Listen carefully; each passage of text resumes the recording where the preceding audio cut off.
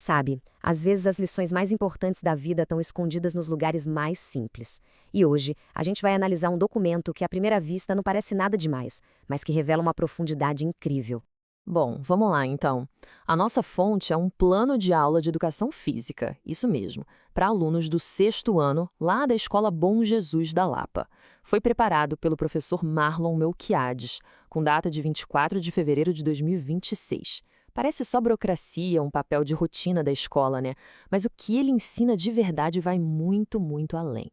E é aqui que a gente chega na questão central.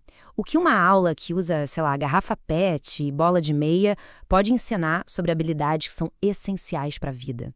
Esse documento, na verdade, é uma aula fantástica sobre como ensinar coisas que o esporte por si só talvez não ensine. Vamos entrar no primeiro desafio da aula, o boliche. Olhando assim, parece só um jogo ou uma diversão para fazer em casa. Mas a intenção aqui é bem mais profunda. O foco é em criar metas e em medir o próprio progresso. A preparação não podia ser mais simples e acessível. Garrafas PET, uma bola de meia, é isso. O plano orienta o aluno a organizar tudo, marcar a distância, jogar, anotar quantos pontos fez e, aqui está o ponto-chave, tentar de novo para melhorar. Mas a parte genial mesmo é a reflexão que vem depois. Terminou de jogar? Agora o aluno tem que responder a essas perguntas. A lição aqui não é sobre ganhar o jogo ou fazer mais pontos. É sobre olhar para si mesmo, sobre perseverar, é sobre todo o processo de tentar, não conseguir e tentar de novo. Agora, vamos para o próximo desafio físico para ver como essa lição vai se construindo. O circuito. E ele não é apresentado só como um exercício, mas como uma verdadeira aula prática sobre o que é se adaptar. E, de novo, a simplicidade é a alma do negócio. Coisas que todo mundo tem em casa viram obstáculos. E o aluno é instruído a fazer o circuito de jeitos diferentes. Primeiro andando, depois mais rápido e, por último, com calma e atenção. Essa pequena frase tem um significado enorme. E, igualzinho ao boliche, a reflexão é o ponto alto. Essas perguntas fazem o aluno pensar em como resolver problemas. Onde foi que a coisa pegou? O primeiro jeito de fazer deu certo? Ou foi preciso mudar a estratégia no meio do caminho? É aprender a se adaptar na prática, literalmente. E esse slide aqui ilustra perfeitamente a virada de chave no plano de aula. A gente sai dos desafios físicos, que são sobre como nós superamos os obstáculos, e entra num território completamente novo, o de entender os desafios que os outros enfrentam. Bom, vamos agora para o coração emocional da aula. É aqui que o foco muda totalmente da ação para a perspectiva. O movimento do corpo dá lugar a um exercício de empatia.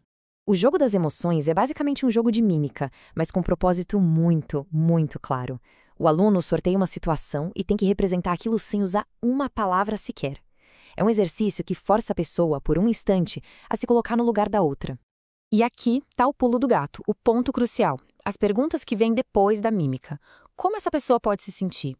E, talvez a mais poderosa de todas, o que podemos fazer para ajudar? Isso transforma o que era uma brincadeira num exercício poderosíssimo de empatia e mais, de compaixão ativa. Certo? Mas como é que essas três atividades, tão diferentes, boliche, um circuito e um jogo de mímica, se conectam?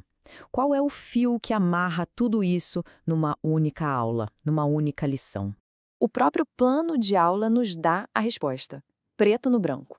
O objetivo declarado é esse: aprender a respeitar as diferenças e a importância da cooperação. Cada atividade, cada desafio, foi um passo friamente calculado para chegar à nossa meta maior. Olhando para trás agora, a estrutura toda faz sentido, né? O boliche ensina a lidar com os próprios desafios.